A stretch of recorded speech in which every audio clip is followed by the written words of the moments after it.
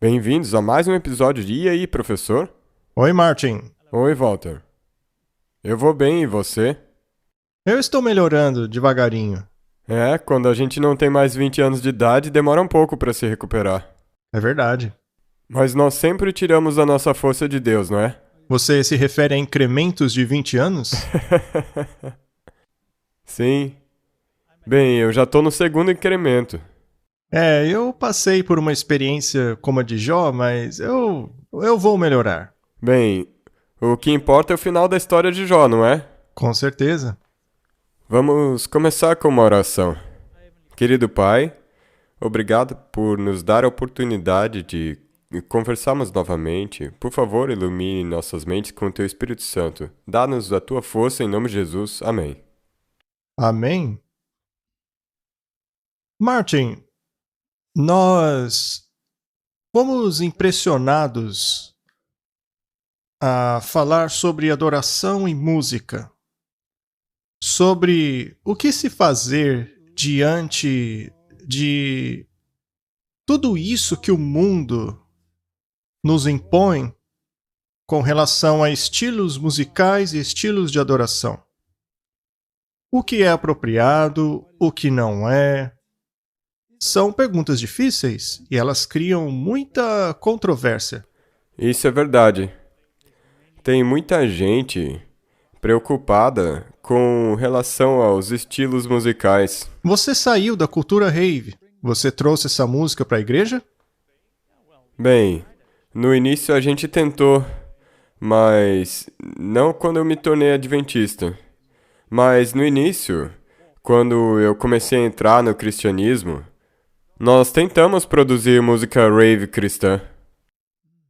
E você acha que isso é apropriado? Não, não.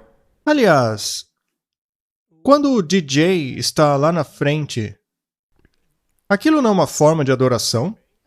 Bem, se você considerar que muita gente diz que música é uma forma de Sim, é religião, verdade. eu também acho que é, então. Então é uma religião.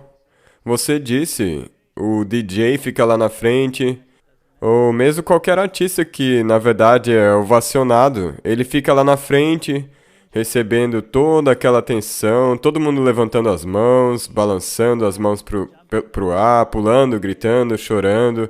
Todo mundo tá focado E aí nele. trazem isso para a igreja. Pois é. Isso não seria adorar a mesma deidade que adorava na cultura rave? Infelizmente é assim que funciona. Muito bem. Então esta é uma pergunta complicada. As pessoas têm estilos musicais preferidos e elas acham que podem simplesmente transformá-los e trazê-los para a igreja. Esse é o problema, sabe? Muitos dizem, mas você pode usar essa música para atrair as pessoas.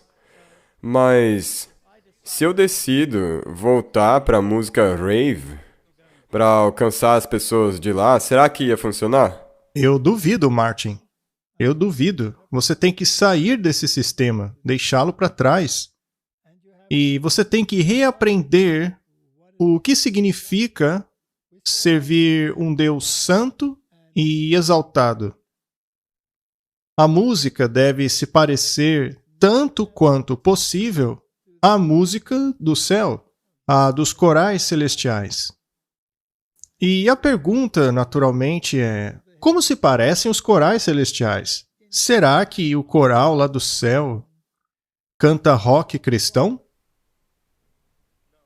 Não. Não depois dos estudos que eu fiz. Hoje eu sei do que se trata Deus. Independentemente do gênero que você está acostumado ou que gosta, existem certas mudanças que devem ocorrer. Deve haver uma reprogramação.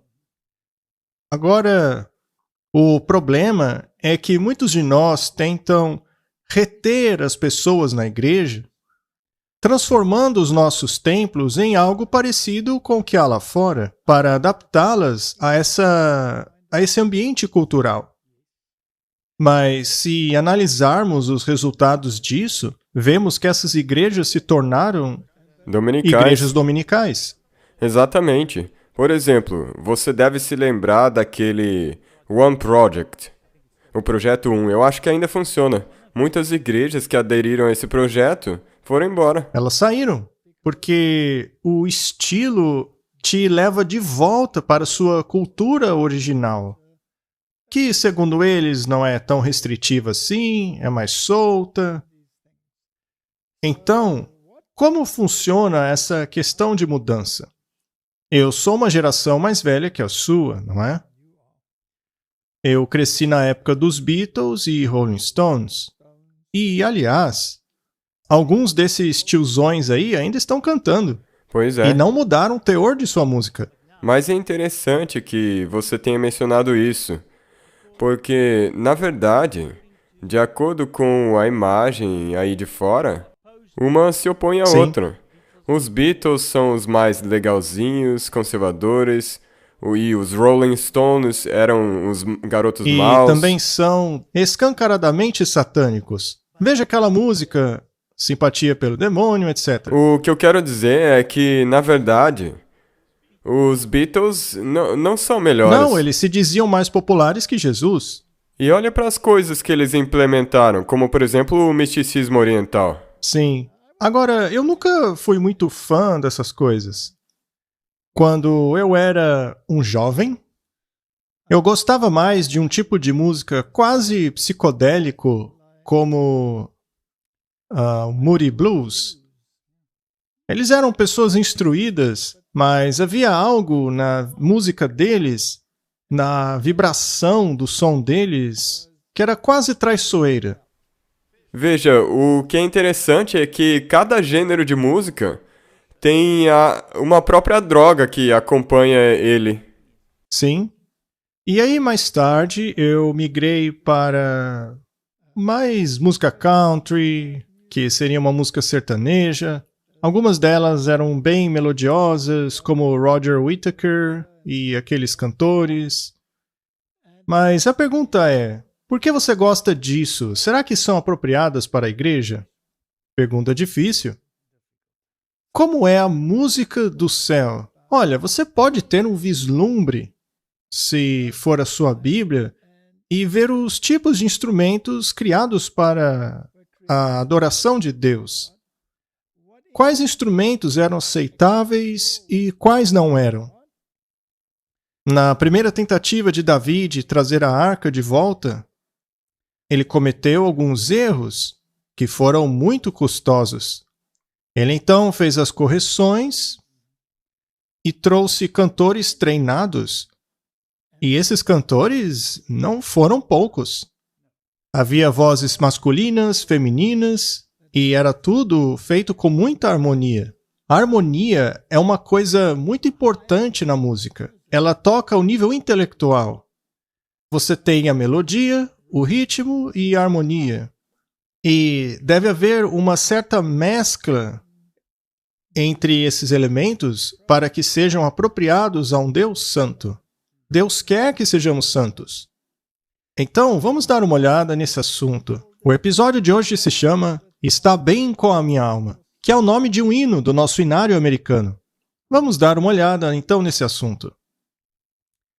Há uma carta de 1850 no Espírito de Profecia que diz assim: vi que precisamos sempre crescer e manter a ascendência acima dos poderes das trevas. Eu vi que cantar para a glória de Deus muitas vezes expulsava o inimigo, e gritar o faria recuar e nos daria a vitória.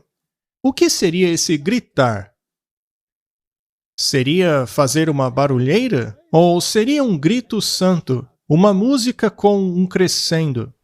Com certeza, isso. Eu não acho que seja aqueles gritos que costumam dar na música rock. A Bíblia fala frequentemente sobre gritar.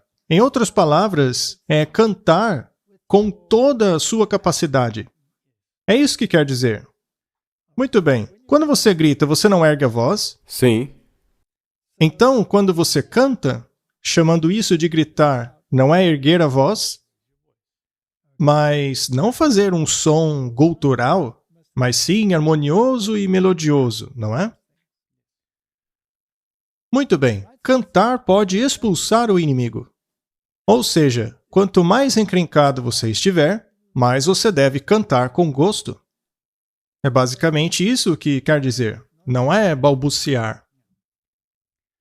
Vi que havia pouca glorificação de Deus em Israel e muito pouca simplicidade infantil. Esses 2 pontos são muito importantes. Sim, nós já falamos sobre esse tema. Temos que glorificar a Deus, ou seja, não pode ser centrado no próprio eu, tampouco centrado no mundo, mas centrado em Deus. E você tem a questão da simplicidade infantil. Ou seja, baseado nos princípios básicos que agradam o ouvido. Não é? Sim. Perguntei ao anjo por que não havia mais poder em Israel. Ele disse: vocês abandonam muito rápido as promessas de Deus. Insistam com suas petições diante do trono e apeguem-se com fé. Se o canto é uma forma de oração, se cantar é uma forma de adoração, ela não contém petições? E seria essa música um mantra repetitivo ou uma petição? Uma petição. Assim que se passa a ser um mantra repetitivo, aí acaba perdendo a influência. E segundo a própria Bíblia, nesse caso somos como os pagãos. Creiam que receberão as coisas que pedem, e vocês as terão. Se uma canção é uma oração, então também é um pedido. Pode ser uma glorificação, pode ser ações de graça, pode ser tudo isso, mas também uma súplica. A barulheira perturba os sentidos e perverte aquilo que, se conduzido da maneira correta, seria uma bênção. Portanto, o gritar santificado, ou seja, quando cantamos com gosto, pode ser confundido com a barulheira? Não. Não. Não deveria. Não. Então, gritar de forma que você acabe ficando rouco por causa da maneira ríspida como usa sua voz, isso não é apropriado. Os poderes de agentes satânicos se mesclam à barulheira para que haja um carnaval, e isso é chamado de obra do Espírito Santo.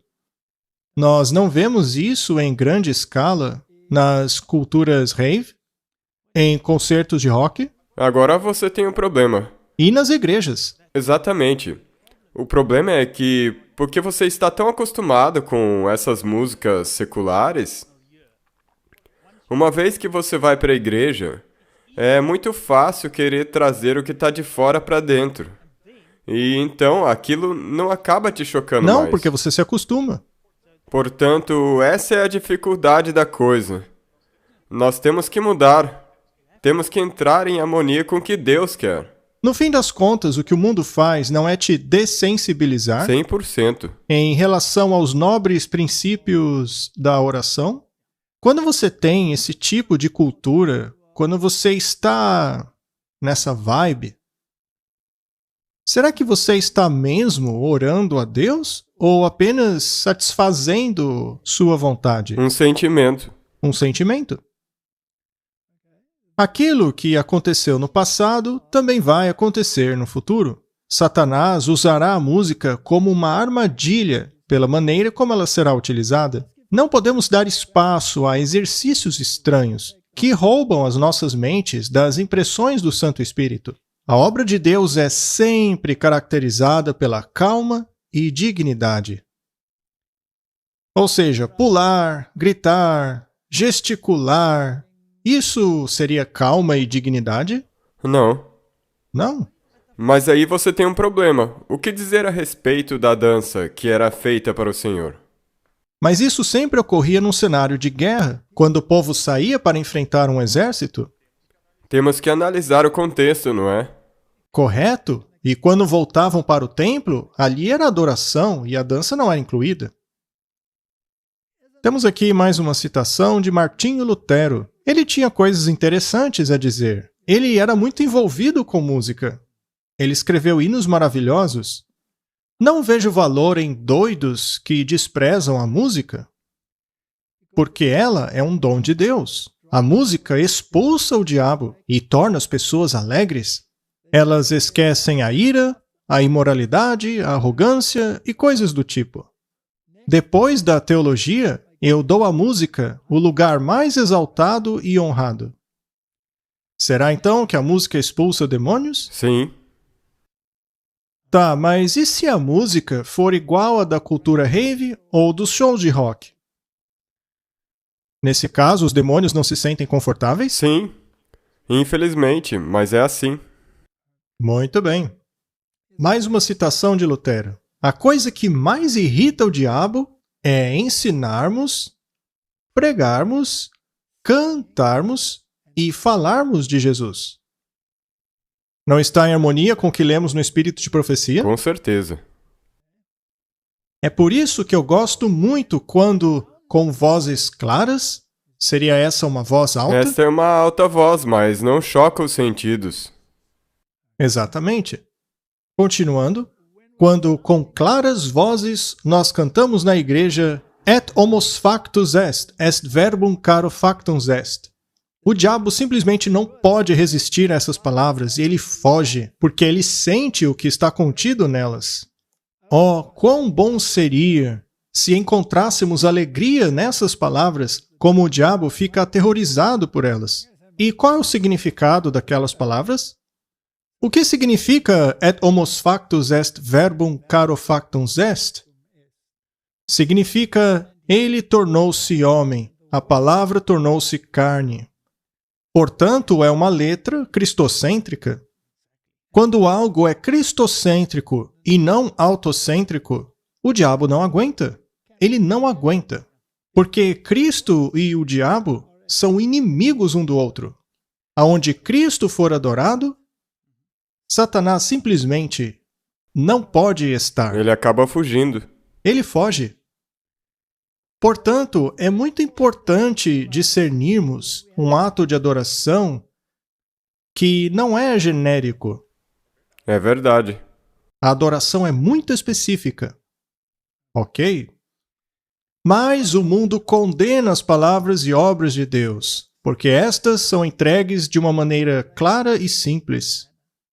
Mas a pessoa temente a Deus não é ofendida por elas, pois as consideram como um tesouro celestial e eterno e compreendem a riqueza que há nelas, uma preciosidade e glória que faz com que os anjos se deleitem nelas.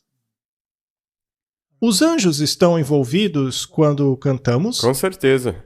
Quando cantamos a respeito de Jesus? Sim. Quando cantamos sobre salvação? Sim. Quando honramos o Criador? Quando honramos como legislador? Quando obedecemos? Será que os anjos gostam? Claro. Eles obedecem? Com certeza. E isso me faz lembrar do nascimento de Jesus. Os anjos cantaram para os pastores. Sim, e o que eles cantaram? Glória a Deus nas alturas, não é mesmo?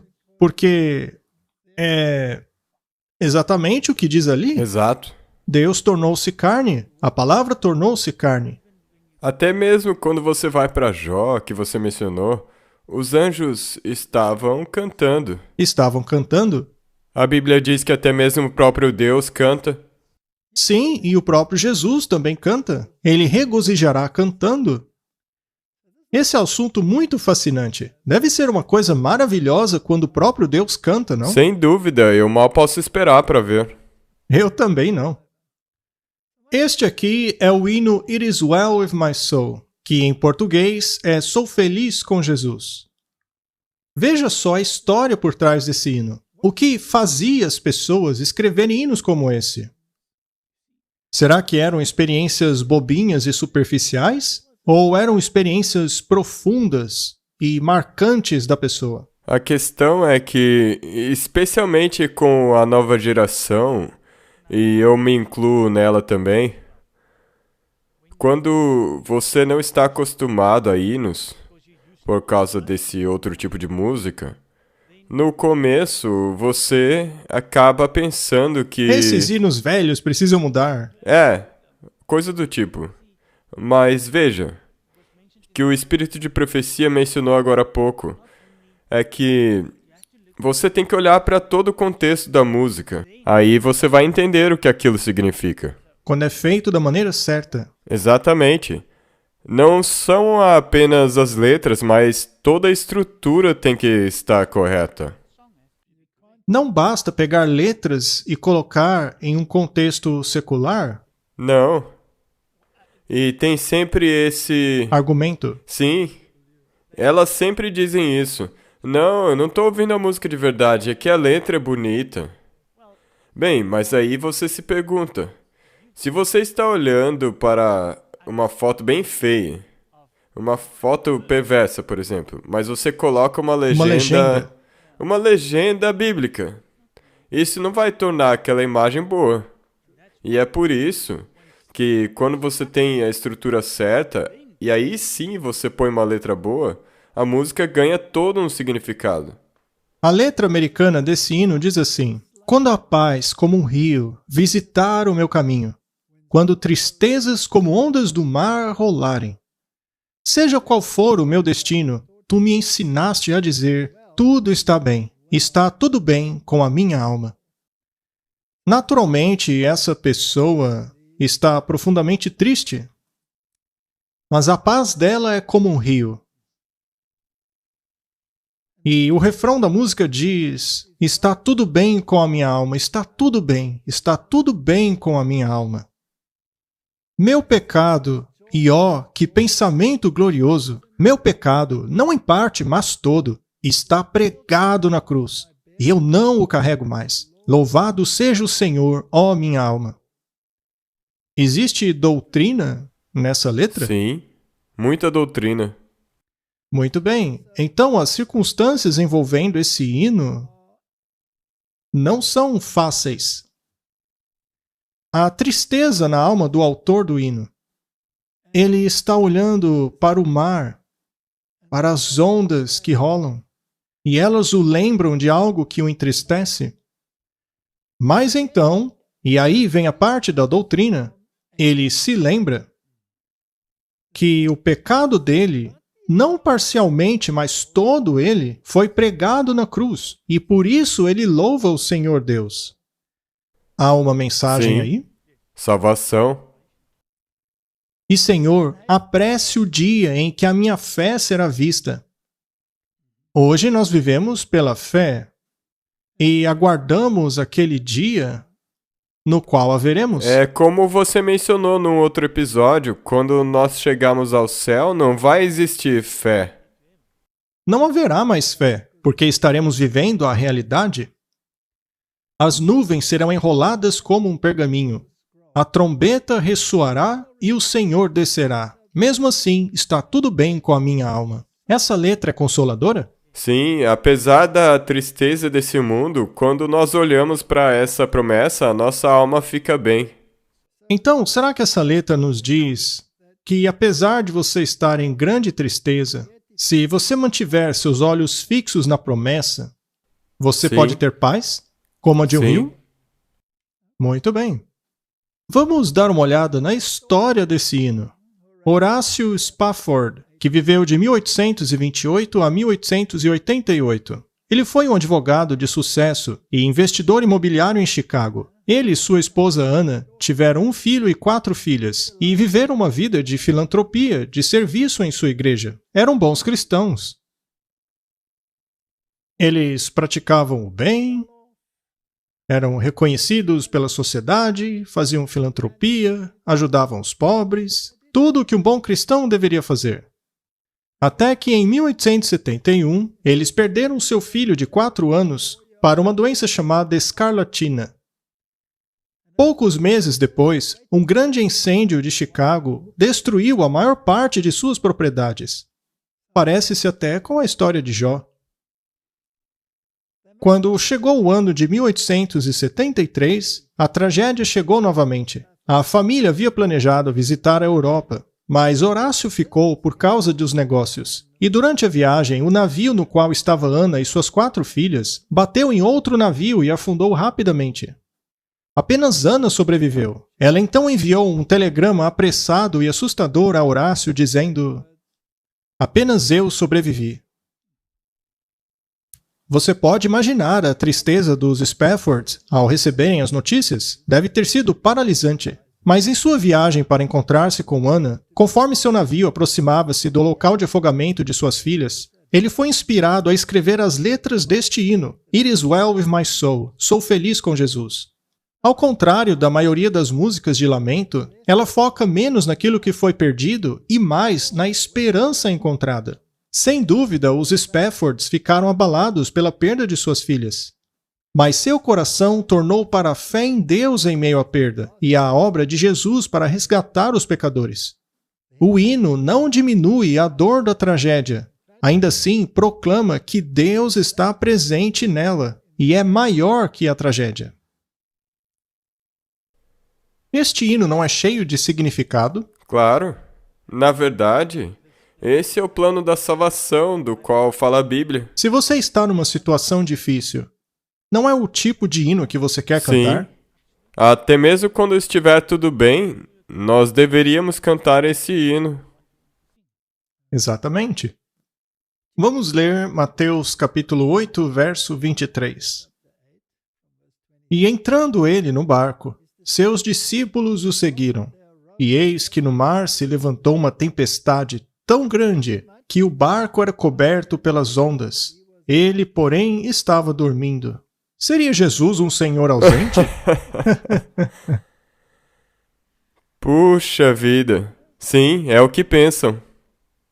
E seus discípulos, aproximando-se, o despertaram, dizendo: Senhor, salva-nos, porque perecemos.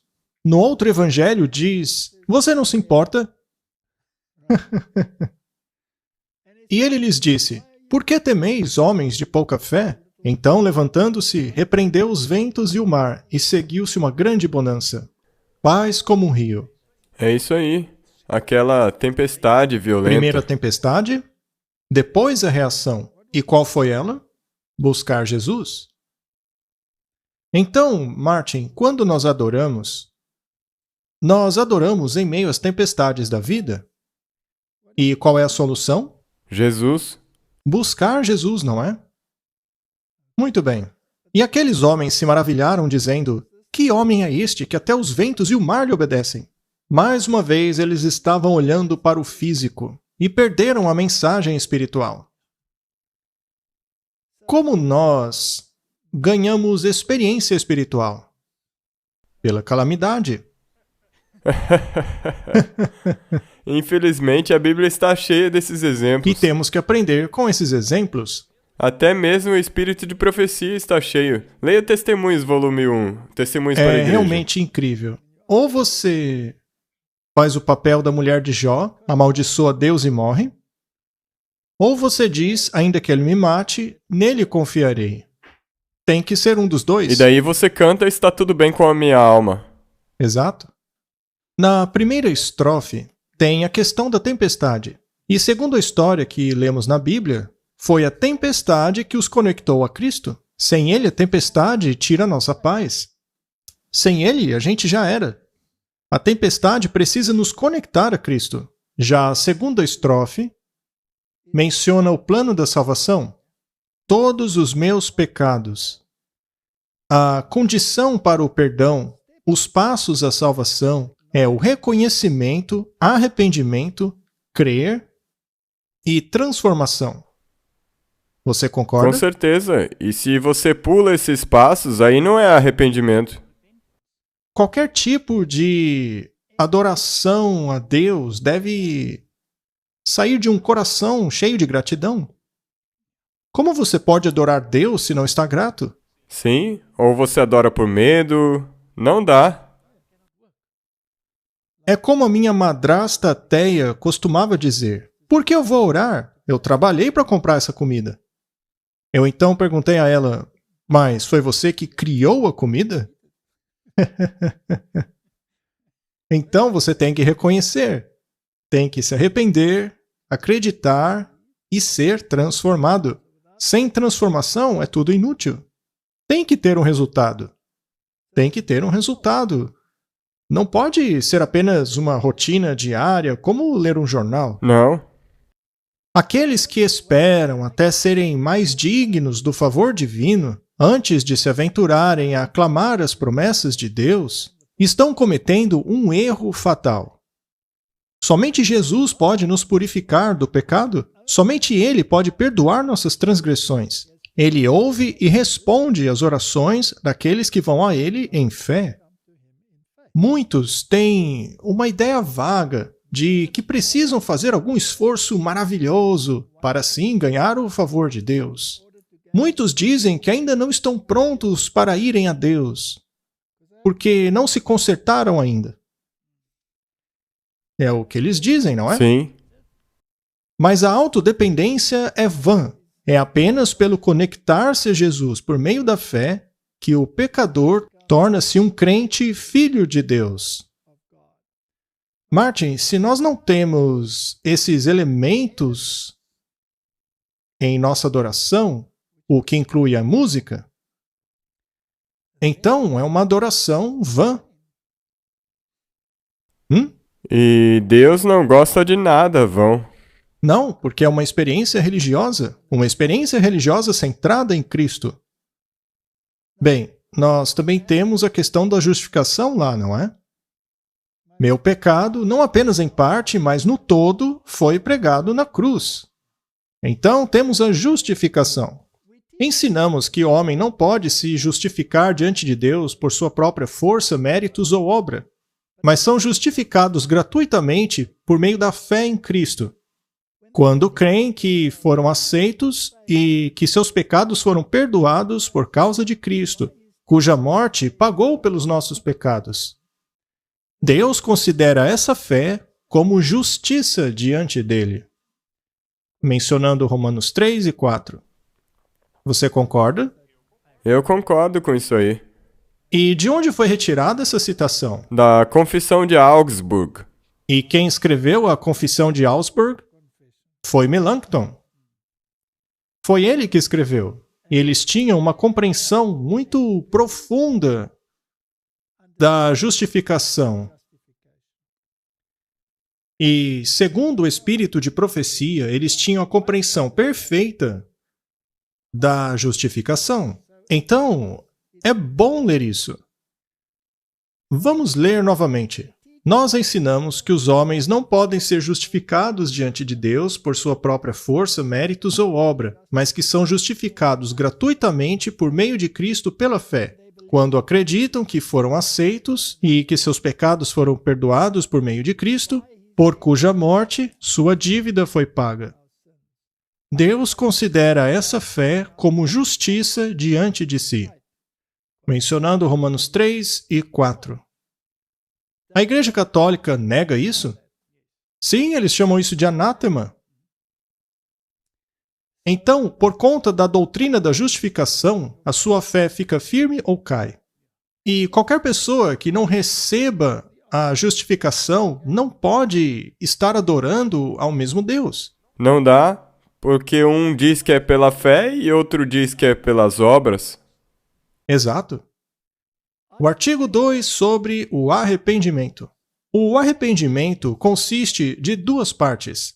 Uma é a contrição, que é o terror abatendo a consciência pelo conhecimento do pecado. A outra é fé, que nasce a partir do Evangelho ou absolvição, que acredita que por meio de Cristo os pecados são perdoados. Isso conforta a consciência e a livra do terror. Como resultado disso, vêm as boas obras, que são os frutos do arrependimento. Você concorda? 100%. As obras são o resultado do arrependimento. Primeiro um, depois o outro. Depois o outro. Não dá para inverter. Não. Se você inverter... Você nega Cristo. Exato. Você nega a cruz. Você nega o sangue. Não é à toa que os jesuítas me irritam tanto, porque eles ousam ignorar as coisas mais básicas da Bíblia. É verdade. Eu só queria mencionar uma coisa com isso aí, que é a santificação. Para mim, a santificação, assim como a justificação, se pegarmos, por exemplo, o ladrão na cruz, Jesus o justificou e o santificou. Sim. E ele então morreu. Mas se ele descesse da cruz, ele passaria pelo mesmo processo que nós. Ele teria que permanecer santificado. Ou seja, permitir que Cristo trabalhe o caráter dele. Sim, e continuar. Exato. Então, a justificação é um decreto judicial. É um conceito legal. Já a santificação, que é a justiça imputada, também é um dom, assim como a justificação.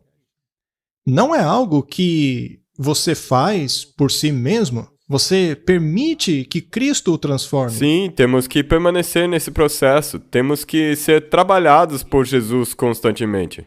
Considerando que temos a natureza humana, nós vamos cair, vamos tropeçar, mas temos que manter os olhos fixos na cruz e pedir constantemente que Cristo trabalhe o seu coração.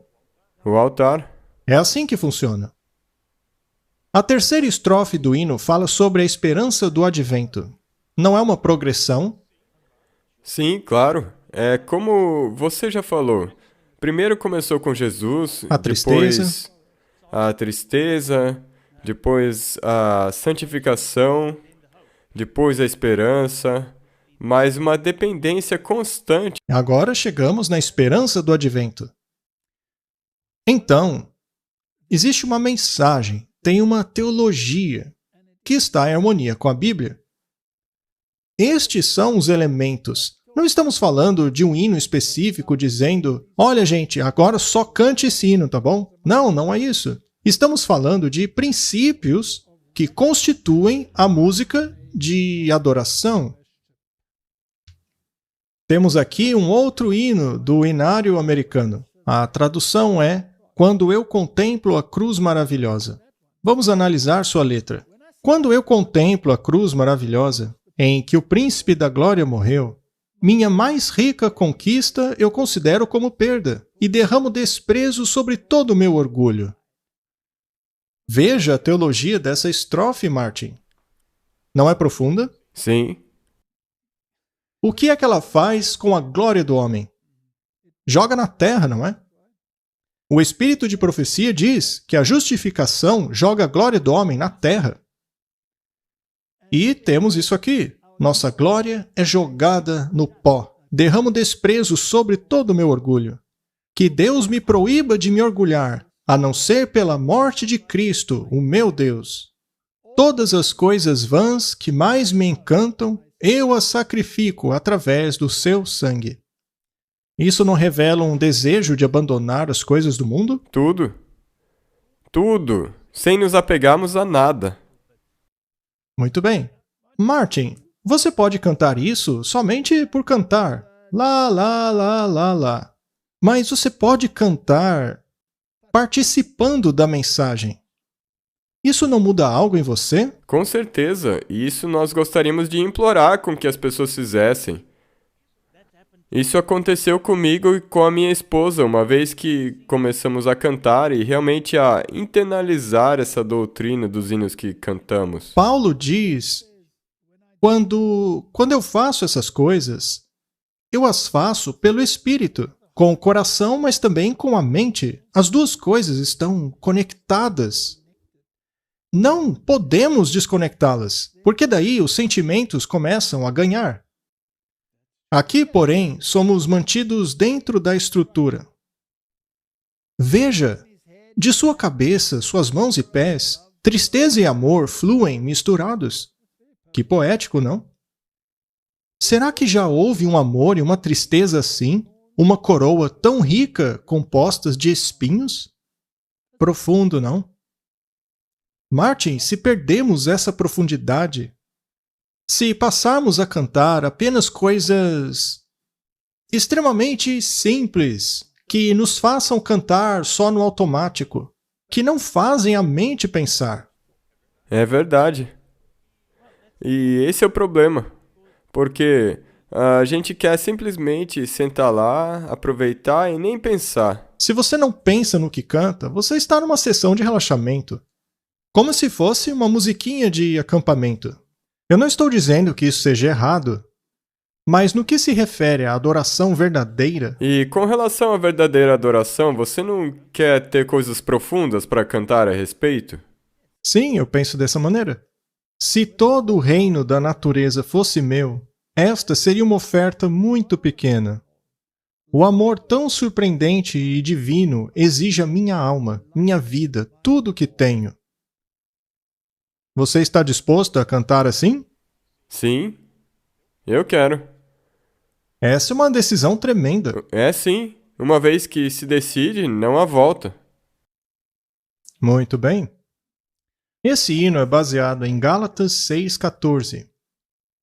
Deus proíba que eu me orgulhe, a não ser pela cruz de nosso Senhor Jesus Cristo. O prolífico Charles Wesley escreveu mais de 6.000 hinos, e é dito que ele trocaria todos os seus hinos por apenas este, e derramar desprezo sobre todo o meu orgulho. É interessante, não? É isso que deveríamos sentir. No que se baseia o hino? Doutrina? Sim, acabar com seu orgulho.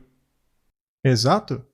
Vamos dar uma olhada no História dos Hinos, especialmente o Quando Contemplei a Maravilhosa Cruz, por Isaac Watts. Quando contemplo a maravilhosa cruz em que morreu o Príncipe da Glória, minha maior riqueza é senão perda, e derramo desprezo sobre todo o meu orgulho.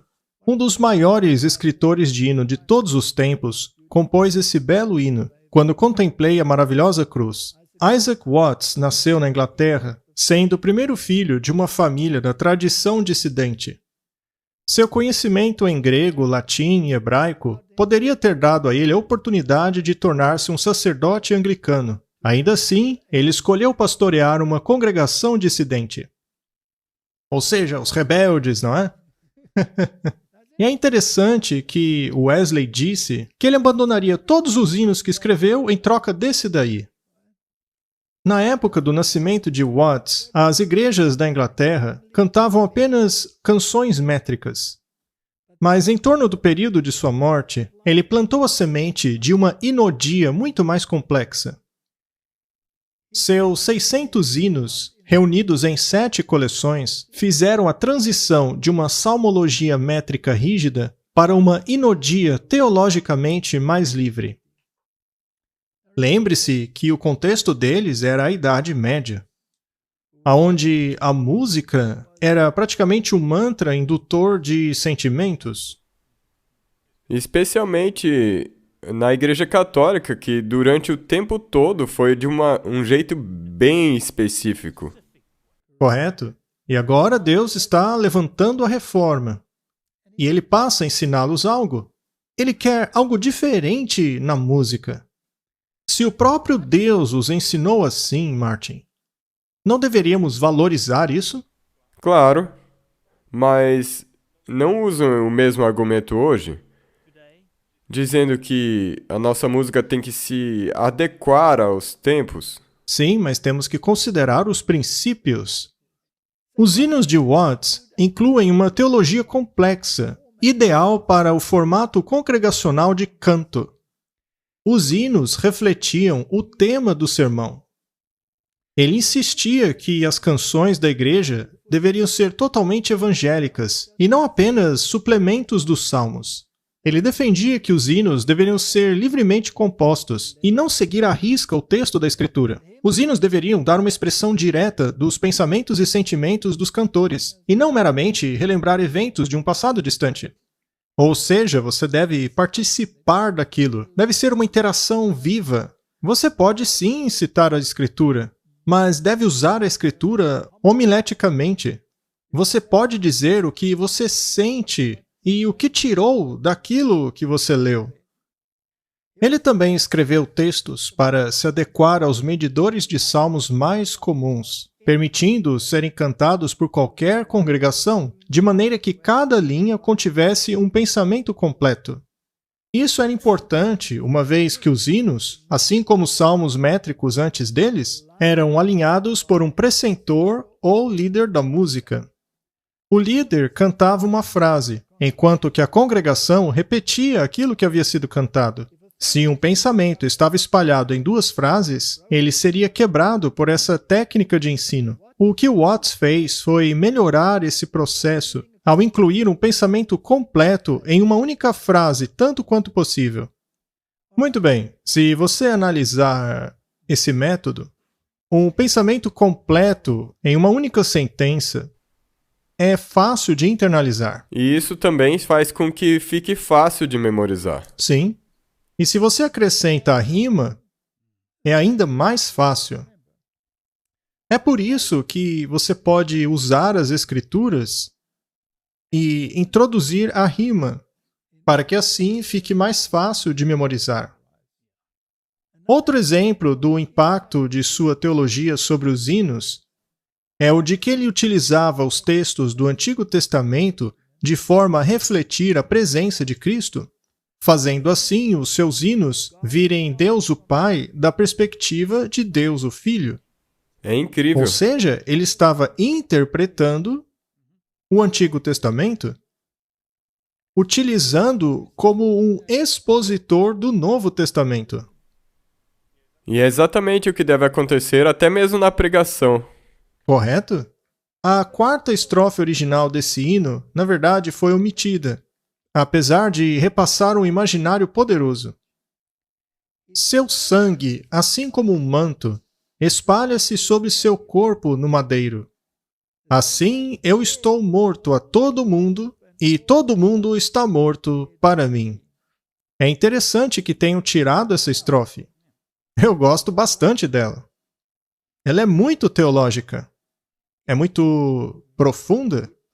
E também tem essa ideia de que você deve se separar do mundo. Sim.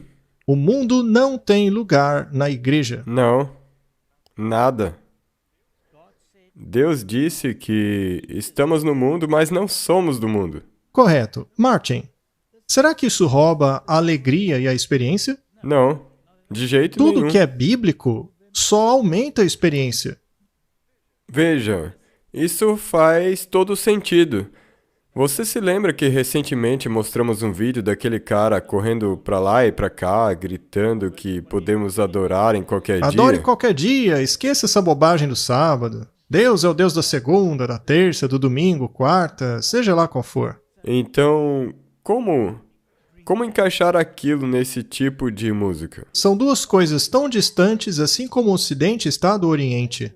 Quando uma igreja levanta as mãos batendo palmas para uma música como aquela, é melhor sair daquele prédio, pois aquilo se tornou casa de demônios.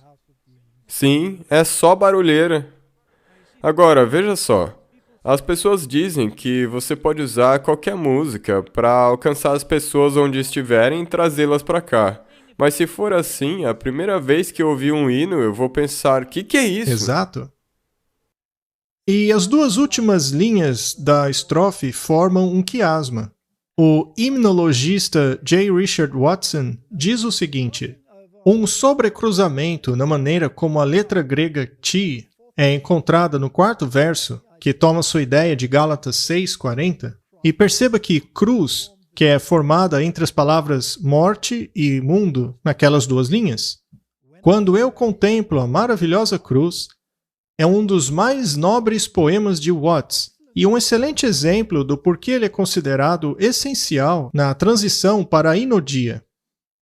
O reverendo Carlton Young, editor do Inário de 1989, salienta que esse hino é claramente algo diferente dos primeiros poemas de Watts, que podem ser caracterizados como poesia devocional ou paráfrases de salmos.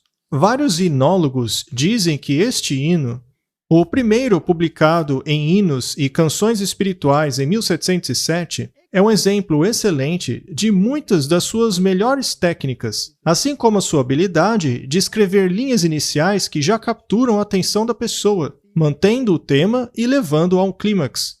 Escrever um hino, Martin, é um processo complexo. Sim, pois tem toda uma construção que você mencionou. Não é apenas escrever uma letra. E tem emoção? Tem sentimento? Sim, Tem doutrina? sim. Doutrina, sem dúvida. É cristocêntrica? Sim, Fala sobre a salvação? sim, Sobre questões da salvação? sim. E a estrutura dele tem um ritmo, tem a melodia, tem a harmonia. Está tudo lá.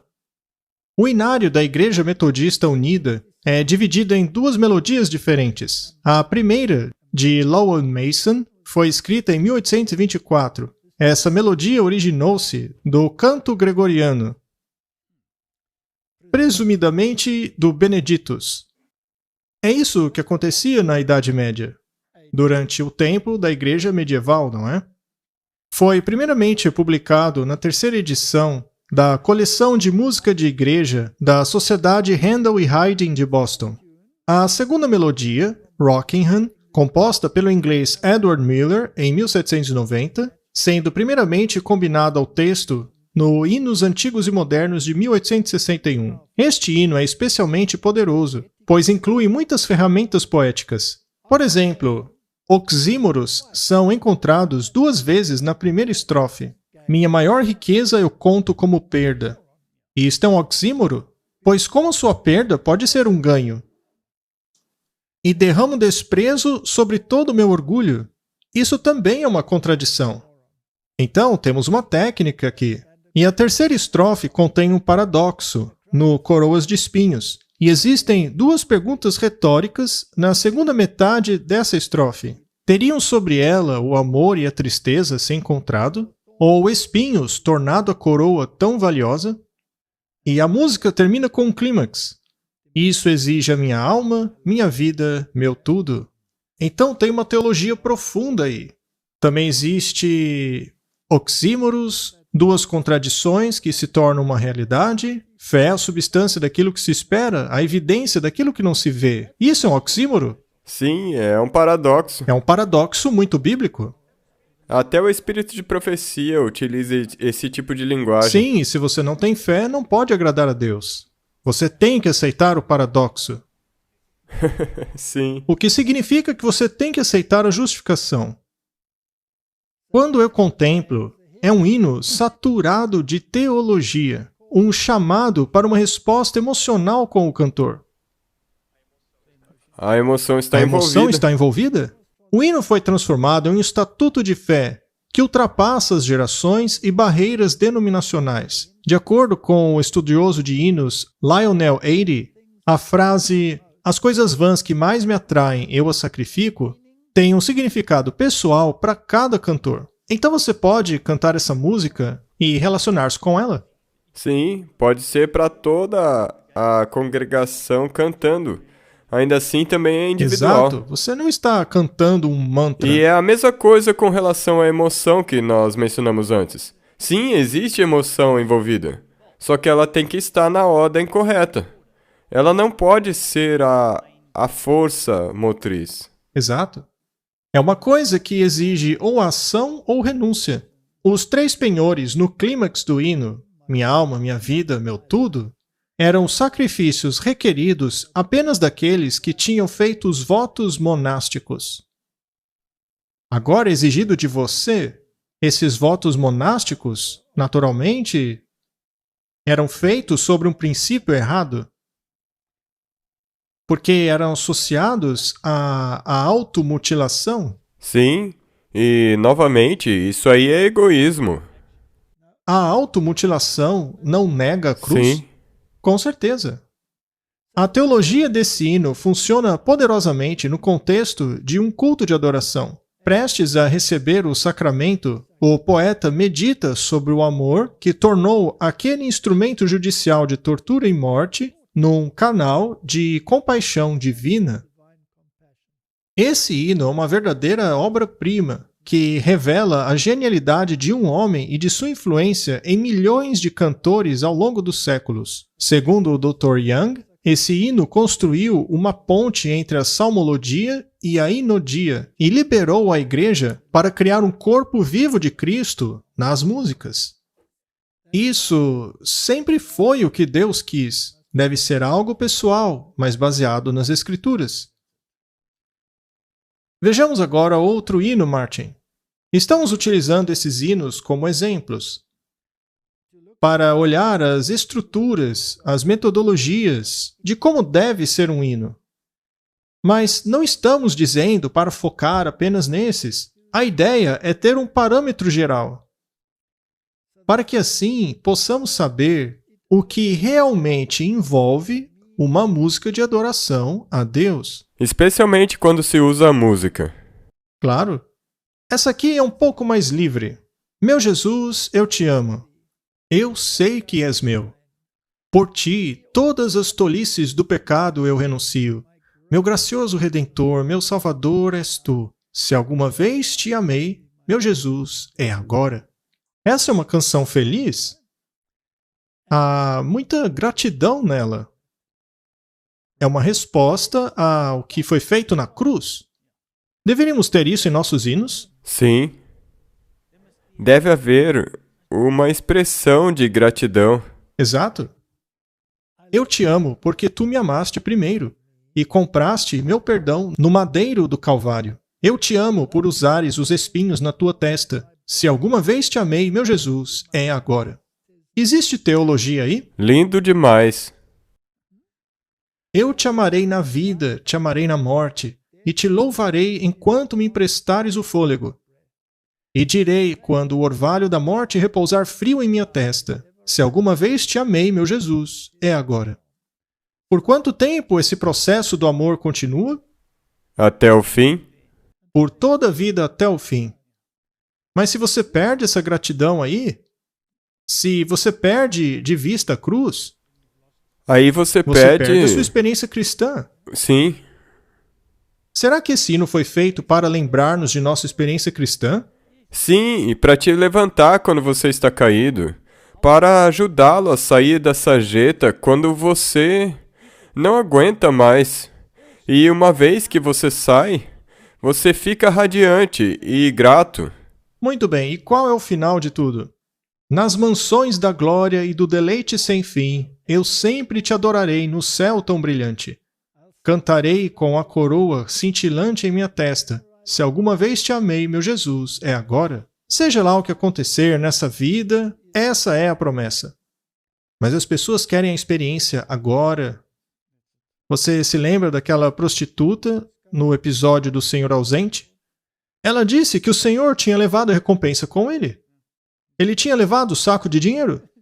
Ora, por que ele fez isso? Então, venha, meu jovem. Eu vou te dar tudo o que você precisa. Agora? Agora. Qual é a história desse hino e por que o seu autor o escreveu? Foi escrito por William R. Featherstone. Meu Jesus, eu te amo, eu sei que és meu. Por ti, todas as tolices do pecado eu renuncio. Meu gracioso Redentor, meu Salvador és tu. Se alguma vez te amei, meu Jesus, é agora. O texto desse belo hino, especialmente dos evangélicos do norte, foi provavelmente escrito na conversão de seu autor, William Ralph Featherstone, quando ele ainda era um adolescente. Ele era um adolescente? A razão pela qual escolhemos esse hino é porque ele era um adolescente. E não existem muitos adolescentes hoje em dia fazendo música, especialmente para a igreja. Músicas tais que não se parecem com esses hinos... chatos. Isso. Mas Martin, ele foi convertido. Será que ele entendeu o que é a conversão? Sim. Então ele teve que ter estudado as escrituras, pois o hino se baseia nelas? É uma expressão da compreensão completa que ele teve. Sim, não é um hino complexo. A simplicidade e sinceridade do texto têm ressonado aos cristãos por cerca de 150 anos, especialmente como hino de convite ou de oração. Featherstone, às vezes chamado de Featherstone, nasceu em Montreal, Quebec, Canadá, onde os seus pais foram membros da Igreja Metodista Wesleyana. O reverendo Carlton Young, editor do Inário da Igreja Metodista, sugere que o hino foi composto próximo da conversão do autor, em 1858, quando foi incluído no livro do Inário de Londres, Little Else Is Known, de Featherstone. A estrofe omitida no Inário Metodista aparece como a terceira estrofe em muitos outros inários. Eu te amarei na vida, te amarei na morte, te louvarei enquanto me emprestares o fôlego. E direi, quando o orvalho da morte repousar frio em minha testa, se alguma vez te amei, meu Jesus, é agora. Um jovenzinho escreveu isso daí. Pense na profundidade dessa letra. Essa estrofe caracteriza a inodia romântica do século XIX, com o seu foco na morte. A estrofe final, fazendo alusão às mansões da glória no céu, servem ao mesmo propósito, mas de uma maneira positiva. Na verdade, te mostra que sim, é um dia triste, mas também existe esperança. As estrofes 2, 3 e 4 do hino original fazem uma referência à fronte como um tema unificador. Por exemplo, por usares os espinhos na sua fronte, depois, quando o orvalho da morte repousar em minha fronte, e depois, com a coroa cintilante em minha fronte. Então, é alguma coisa que vai na mente. É legal porque ele está repetindo, mas não sendo repetitivo. Bem observado, Martin. O outro tema unificador é a frase final de cada estrofe. Se alguma vez te amei, meu Jesus, é agora. Assim fica claro que o amor do cantor a Cristo permeia todo o hino. Se todas as 4 estrofes originais fossem incluídas, as palavras amor e amado aparecem 10 vezes. Interessante, não? Sim. Outras expressões de afeição incluem gracioso Redentor, eu te adoro. Assim como muitos hinos dessa época, este expressa devoção total a Cristo em uma linguagem íntima. Será que deveríamos fazer o mesmo hoje? Sim, com certeza. Mas não pode ser superficial, porque tem que vir do coração, tem que brotar do coração. Sim. Muito bem. Este era um hino mais simplista. Mas, ainda assim, tem todos os critérios daquilo que significa servir a Cristo. E não é interessante que crianças e adolescentes tenham escrito esses belos hinos? Sim, eles não são tão complexos quanto o primeiro, mas o resultado final dos hinos é o mesmo. O resultado final é o mesmo. Depende da fase que você está na sua experiência cristã. Naturalmente, ela não exibe uma teologia pesada como a de Martinho Lutero. Ainda assim, é cristocêntrica. Sim, o significado é lindo. Um dos meus hinos favoritos, Martin, um dos meus favoritos é o And Can It Be? Eu gosto muito desse hino porque ele é muito rico em teologia. Ele aborda toda a essência das Escrituras em relação à divindade de Cristo.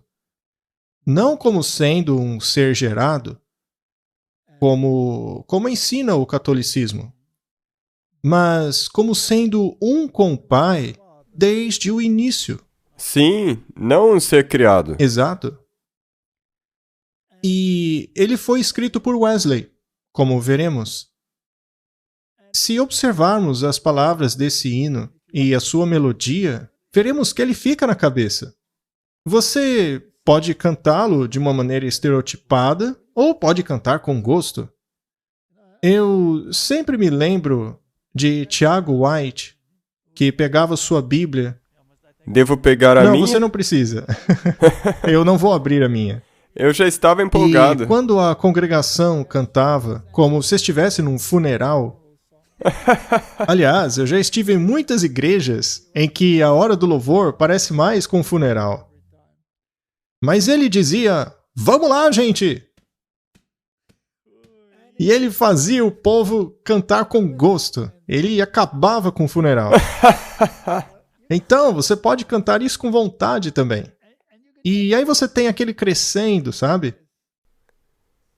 Sim, é isso aí. Todo hino que a gente canta tem que ser com vontade. Ainda que seja oração, cante com sentimento. Isso dá todo o sentido ao hino. Martin, por que você não lê o hino? Por que só eu? É o seu hino favorito, mas eu posso ler, com certeza. E será que eu posso alcançar um vínculo com o sangue do Salvador? Ele morreu por mim, que causei a sua dor. Por mim, que busquei a sua morte com ardor.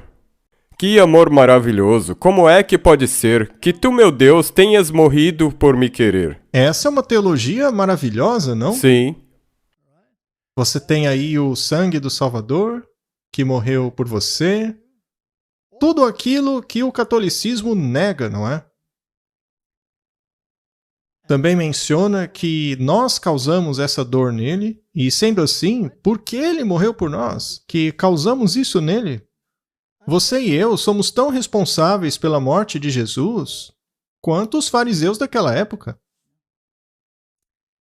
Que amor maravilhoso! Como pode ser, meu Deus, que tu morreste por mim? Tem gente que não gosta disso. Tem muita gente que não gosta de cantar isso. Eu canto mesmo. E quando eu canto alto. Sim, como falamos no início. Sim, eu não fico balbuciando. Blá, blá, blá, blá, blá. Eu canto alto mesmo, porque eu acredito nisso. E eu quero que cada pessoa no planeta, seja muçulmano, hindu, seja católico, eu quero que todos saibam que eu creio nisso. E é por isso que eu canto alto. Amém. Amém. O refrão diz: maravilhoso amor, como pode ser que tu, meu Deus, morreste por mim? Muito bom. Tem teologia aí? Isso é uma doutrina bíblica completa. Sim, no início era a palavra, e a palavra estava com Deus, e a palavra era Deus. Ele deixou o trono do Pai no céu, sua graça infinita tão livre assim. Esvaziou-se, só amor em sua missão. Por Adão e sua raça sangrou com compaixão. Sua misericórdia imensa e sem igual. Ó meu Deus, alcançou-me o teu amor sacrificial. Porque ele foi encontrado? Por causa da graça infinita, a graça infinita do Pai. É uma música de conversão? Sim. Ele foi achado. Sim. Convertido, arrependido. O que o converteu? O entendimento dele do que aconteceu. Será que ele não tem um entendimento bíblico do plano da salvação? Não dá para cantar isso se você não tem. Sim. E se você não quer cantar isso, você não é cristão. Aí, você é um pagão. Exato, você não está no caminho. Por muito tempo o meu espírito cativo jazia, preso no pecado e na noite fria. O teu olhar espalhou uma luz vivificante. Acordei, a masmorra acendeu com luz fulgurante. Minhas correntes caíram, meu coração foi liberto. Levantei-me, segui adiante e a ti me entreguei com Tem fervor. teologia aí, Martin? Sim, o arrependimento. É um chamado? Sim, Aconteceu aos discípulos? sim. Por que então eles o seguiram? Por que eles saíram de seus calabouços? Todos nos encontramos presos. Sim. Então, tem muita teologia aí. Na verdade, essa é a minha história. Se não fosse a minha história, eu não seria um cristão? Aconteceu a você? Sim, Você se identifica? com certeza. É um calabouço mesmo. Não é importante se identificar com o que você canta? 100%. Muito bem. Não mais a condenação temo eu. Jesus e tudo nele é meu. Viva nele, minha mente habita, vestida com a sua justiça divina. Com ousadia me aproximo do trono eterno e reivindico a coroa por Cristo, meu Salvador paterno. Existe confiança aí? Sim, Tem teologia? a promessa que Jesus nos deu, é abraçada nesse Tem hino. justificação pela fé aí? Sim, Martin, somente um cristão verdadeiro pode cantar isso aí. sem dúvida. E se não podem, não são cristãos, mas hipócritas. Sim, tem que acreditar nessa letra aí. A letra original continha outro verso. Esse daqui é como o primeiro. Mas leia para nós aqui, Que Martin. mistério é esse? O imortal perecer. Quem pode seus desígnios compreender? Em vão tenta o primeiro serafim sondar as profundezas deste amor divino sem par. Que tal misericórdia seja por todos adorada e pelas mentes angélicas jamais questionada. Eles deixaram isso de fora nos inários modernos. Porque é um pouco complexo. E eu amo. É realmente muito bom. Eu cantaria isso ainda mais alto. Sim, Eu gosto da teologia. É por isso que eu quero gritar, ou seja, cantar com vontade. É um mistério que aquele que é imortal tenha morrido. Isso é um paradoxo? sim. A gente vê isso acontecendo o tempo todo na Bíblia. Então a Bíblia é cheia de paradoxos? Quem pode entender essa coisa estranha? Como podemos entender isso? Nem mesmo um serafim pode compreender isso. Mas deve tornar isso o seu estudo? Que misericórdia! Que a terra o adore! Que as mentes dos anjos não questionem mais isso! Essa é uma questão impressionante, seja para os anjos ou para os seres humanos. Mas não precisa, você só tem que crer. Então, no original haviam 4 estrofes, mas eles removeram as complexas e hoje só tem 4. Em nosso inário hoje seria a estrofe 4. Eu não tenho mais pavor da condenação. Portanto, é um belo hino teológico. E o refrão é: como pode Deus morrer por mim? Eu acho que isso é algo que deveríamos cantar bem alto. Martin, você acha que uma letra como essa irrita o diabo? É como disse Martin Luther, ele sai correndo em disparada. Deve irritar ele de um jeito indescritível. Só isso me faz querer cantar. Eu concordo 100% com você. Qual é a história desse hino? Nós não vamos lê-lo novamente.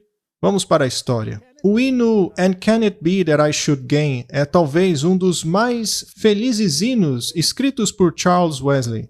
No dia de Pentecoste, 3 dias antes de seu irmão John ter experimentado seu coração estranhamente aquecido, John estava convalescendo na casa de John Bray, um mecânico pobre, quando ouviu uma voz dizendo: "Em nome de Jesus de Nazaré, levanta e creia, e serás curado de todas as suas enfermidades." A voz era parecida com a irmã de Mr. Bray, que sentiu-se compelida a dizer essas palavras em um sonho.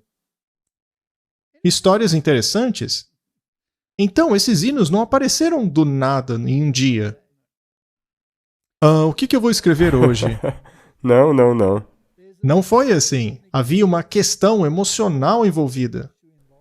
E, normalmente, eles provavelmente estudaram algo que... Sim. E, aliás, como se faz um sermão? Se aquilo é um peso para você, se você pensa, puxa vida, tenho que escrever mais um sermão, talvez você precise tirar férias. Sim, se você está nessa situação e você é um evangelista e prega a palavra e você está... Então, tire umas férias. Sim, e se você continua a ler a sua Bíblia e o espírito de profecia, você vai ter sermões infinitos para pregar. O escritor de hinos anglicano Timothy Dudley diz que aconteceu o seguinte: Charles saiu da cama e abriu sua Bíblia no livro de Salmos. Ele colocou uma nova canção em minha boca, de louvor ao nosso Deus, seguido pelo primeiro verso de Isaías 40. Conforte o meu povo, diz o seu Deus. Ele então escreveu assim em suas anotações: eu me achei em paz com Deus e me alegrei na esperança do amor de Cristo. A declaração da irmã do Sr. Bray acendeu dentro de Charles uma convicção como que ele nunca sentira antes. Comovido e convicto pelo Espírito, Charles lutou com essas palavras até que descansou em sua fé, sabendo que é pela fé que somos salvos. É sempre esse tema, Martin. Surgiu a partir da justificação pela fé. Correto?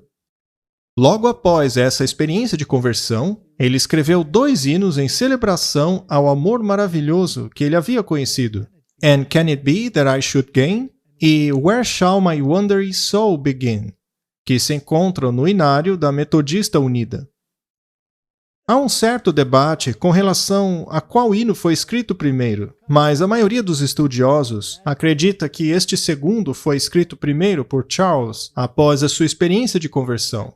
Ainda assim, ele está na cronologia de Wesley e permanece sendo como um de seus hinos mais notáveis, expressando, como nenhum outro, a alegria arrebatadora de receber a salvação.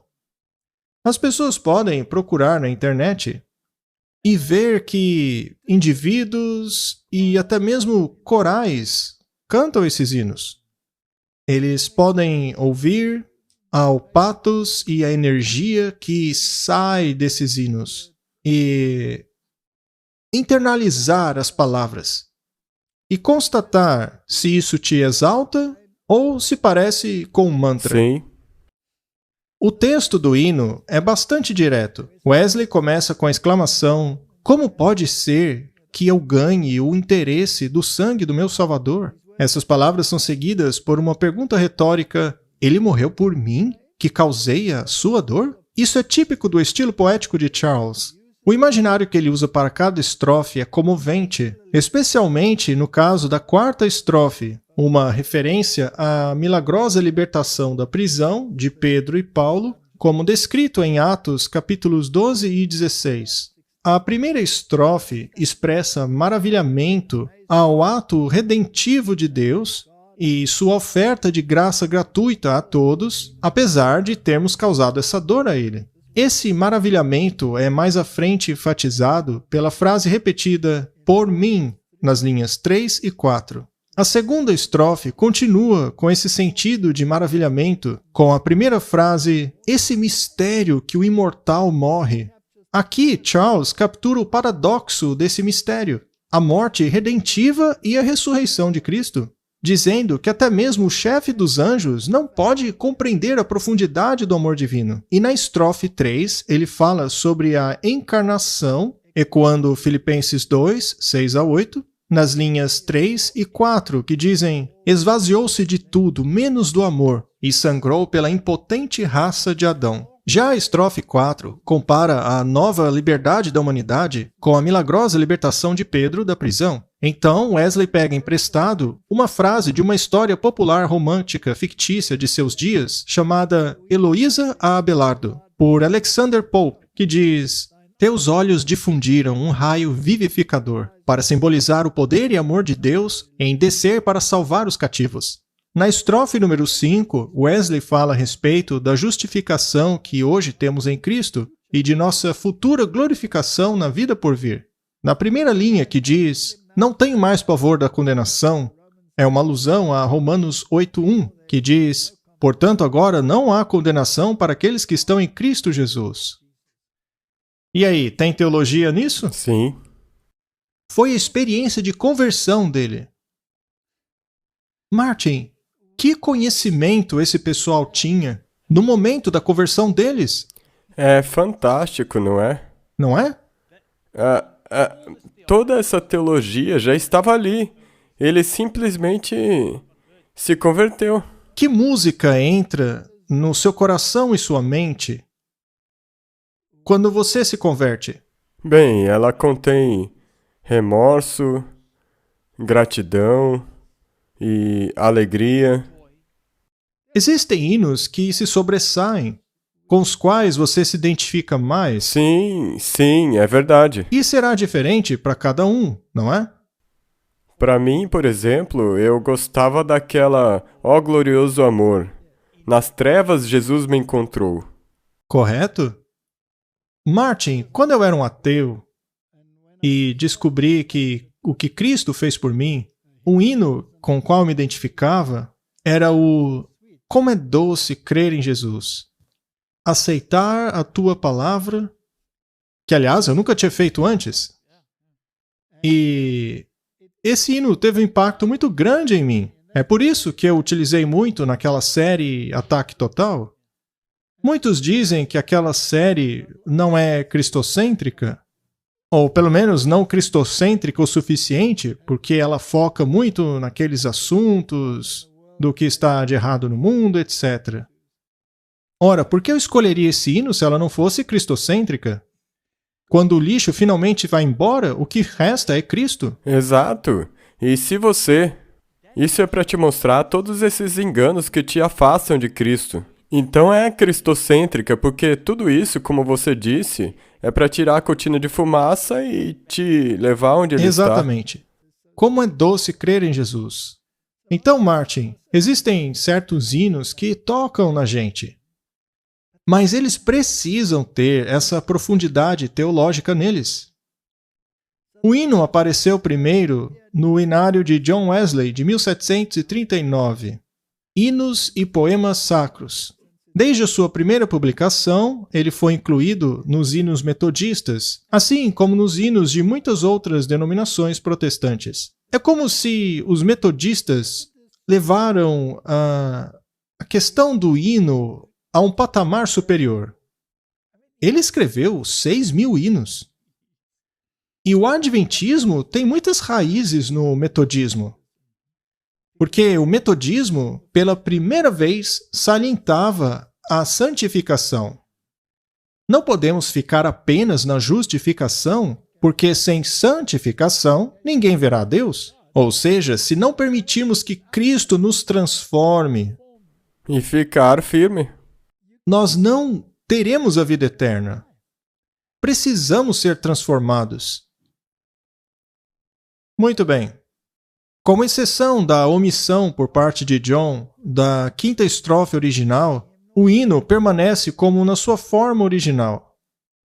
A estrofe retirada fala da certeza pessoal da salvação. Talvez Wesley a tirou por causa de seu caráter extremamente pessoal e contribuição relativamente pequena ao tema geral e estrutura do hino. Seu caráter pessoal pode ser mais apropriado em alguns cenários evangélicos, tem pouca relevância na comunidade de adoração em geral. Bem, se é o caso ou não, tudo bem, mas eu gosto da quinta estrofe. Martin, por acaso você acha que, de maneira geral, os nossos hinos acabaram perdendo a importância? Sabe onde eu vejo isso? Quando eu entro numa igreja e vejo todo mundo cantando. As pessoas, na verdade, não estão gostando daquilo. Mas se você for a uma igreja que cante os mesmos hinos, mas com alegria e gratidão, é outra coisa. Totalmente diferente. Tudo depende do estado de mente e do coração. E hinos não são chatos. O problema é que as pessoas tornam o hino chato. Você está corretíssimo. Vamos terminar com uma citação do Espírito de Profecia. A arte da melodia sagrada foi diligentemente cultivada na escola dos profetas. Nenhuma valsa frívola era ouvida, nenhuma música irreverente que pudesse tirar a atenção do homem de Deus, mas salmos sagrados e solenes de exaltação ao Criador, exaltação ao seu nome e menção de suas maravilhosas obras. A música era feita para servir um sagrado propósito, para exaltar os pensamentos àquilo que é puro, nobre e elevado, para despertar a alma à devoção e gratidão a Deus. Martin, essa é a questão. Devemos voltar para essa forma de adoração. Devemos estudar por que estamos cantando o que estamos cantando, o que significa o que estamos cantando, como isso aplica-se a nós pessoalmente. Quando fizermos isso, não vamos mais murmurar. E o que acontece quando você entra numa igreja e antes do sermão e tudo mais, é cantado um hino de adoração e todo mundo canta com gosto? O culto inteiro acaba seguindo aquele ânimo inicial. Correto? A música é parte da adoração de Deus nas cortes celestiais. E devemos nos esforçar em nossas canções de louvor, nos aproximarmos tanto quanto possível da harmonia dos corais celestes. O treinamento apropriado da voz é importante na educação e não deve ser negligenciado. Cantar como parte do culto religioso é tanto um ato de adoração como é a oração. O coração deve sentir o espírito da canção para dar a ela correta expressão. Martin, essa é a base do significado da música de adoração. Se redescobrirmos isso, que diferença vai fazer? Bem, nos últimos 7 anos, toda essa questão de música realmente transformou a minha vida. E eu tenho que dizer que Uma vez que você permite que Deus mude aquilo que você entende por correto para aquilo que Ele pensa ser música sacra, então o mundo inteiro novo se abre. Correto? Que Deus nos dê sabedoria, conforme contemplamos essas coisas. Essas são apenas algumas ideias daquilo que constitui a verdadeira adoração de um Deus santo, de um Deus que morreu por nós. Que Deus nos dê sabedoria, certo? Vamos orar. Querido Pai, queremos servi-lo, não apenas em doutrina, mas também com a música. Queremos ser parte daquele coral celestial. Queremos cantar com alegria, com gratidão, com entendimento do plano da salvação, de forma que as pessoas possam saber aquilo que acreditamos e por que acreditamos. Dá-nos uma nova experiência, que o verdadeiro Espírito Santo nos reavive para aquilo que perdemos. É minha oração em nome do Senhor Jesus. Amém. Amém.